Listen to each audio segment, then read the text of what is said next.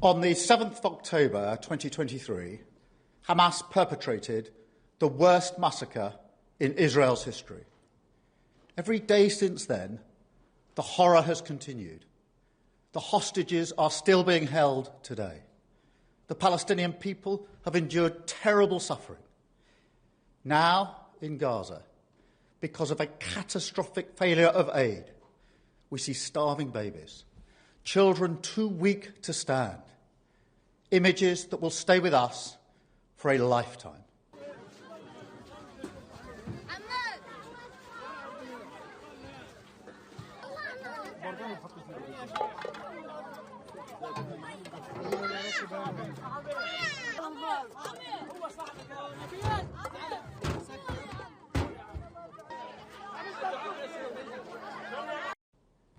The suffering must end.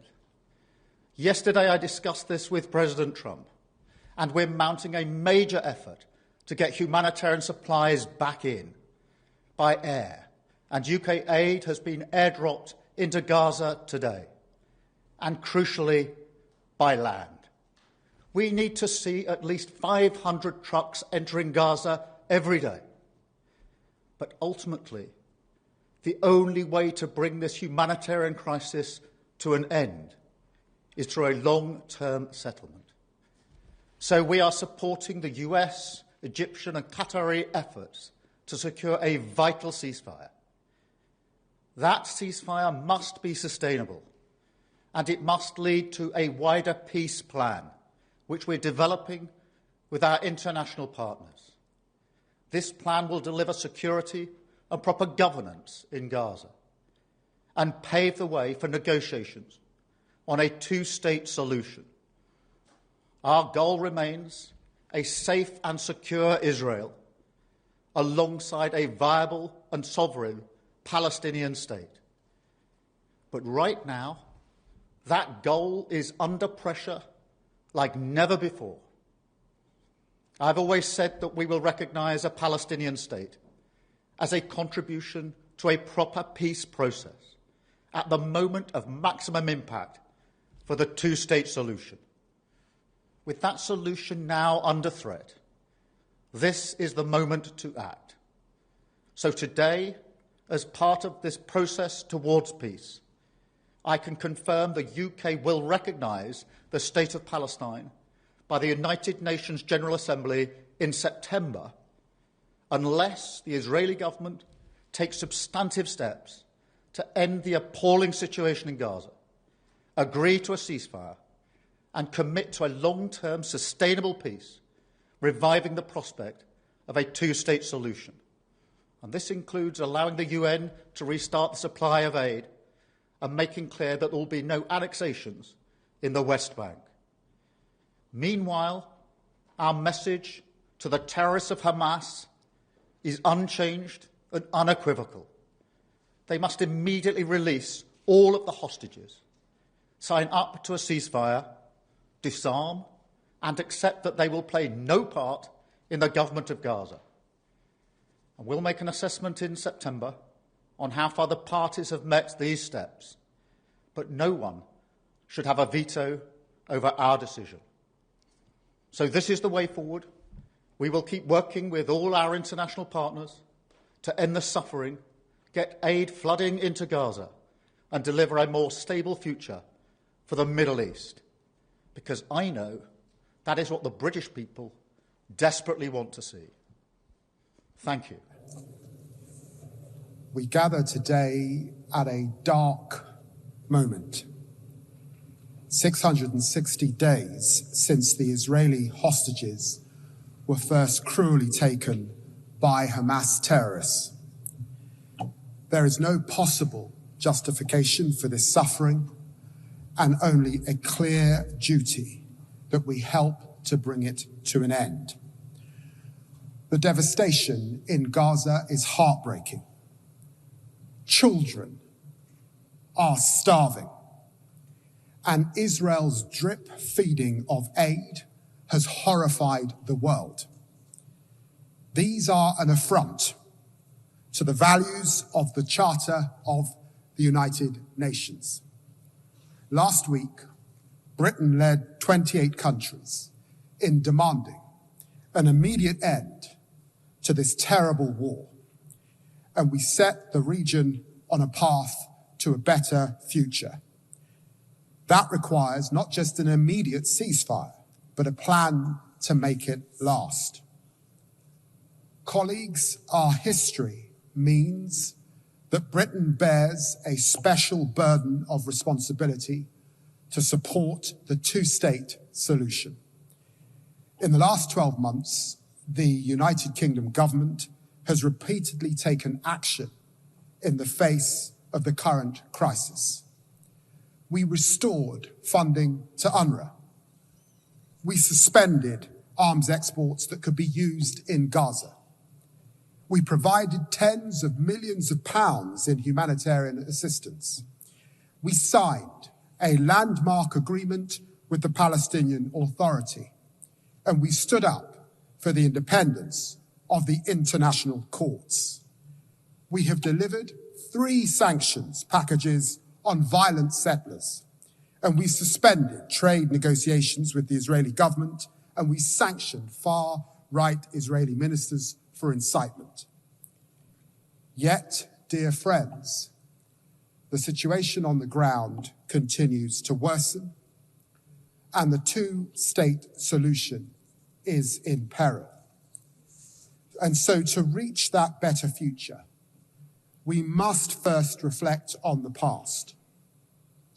108 years ago, my predecessor as British Foreign Secretary, Arthur Balfour, signed the declaration that bears his name. It helped lay the foundations for a homeland for the Jewish people. And Britain can be proud of that. Our support for Israel, its right to exist, and the security of its people is steadfast. However, the Balfour Declaration came with the solemn promise that nothing shall be done, nothing which may prejudice the civil and religious rights of the Palestinian people as well. And colleagues, this has not been upheld, and it is a historical injustice which continues to unfold. As diplomats and politicians, we have become accustomed to uttering the words, a two-state solution. Countless times, this Assembly and the Security Council has proclaimed that there must be a two-state resolution. Resolution after resolution. Resolution 181. Resolution 242. Resolution 446. Resolution 1515. Resolution 2334. These cannot be just numbers on a page, but the conviction of a deeply frustrated world. Chairs, Hamas must never be rewarded for the monstrous attack on October the 7th. It must immediately release the hostages, agree to an immediate ceasefire, accept it will have no role in governing Gaza, and commit to disarmament. But Hamas are not the Palestinian people, and there is no contradiction between support for Israel's security and support for Palestinian statehood. Indeed, the opposite is true. Let me be clear. The Netanyahu government's rejection of a two-state solution is wrong. It's wrong morally and it's wrong strategically. It harms the interests of the Israeli people, closing off the only path to a just and lasting peace. And that is why we are determined to protect the viability of a two-state solution. And so it is with the hand of history on our shoulders that His Majesty's government therefore intends to recognize the state of Palestine when the UN General Assembly gathers in September here in New York.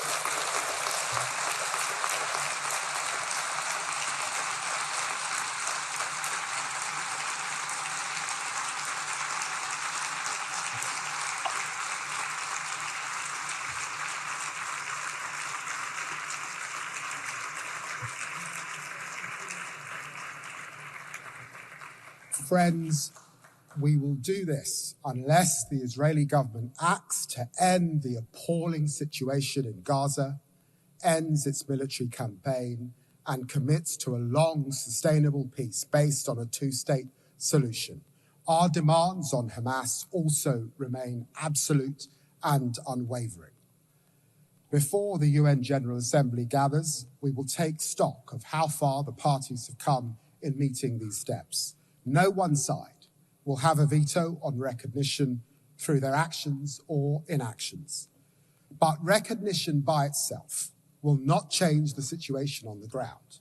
That is why we are taking immediate steps as well, like airdropping humanitarian supplies along with our partners in Jordan, getting injured children into British hospitals, and pressing for the resumption of the United Nations humanitarian assistance.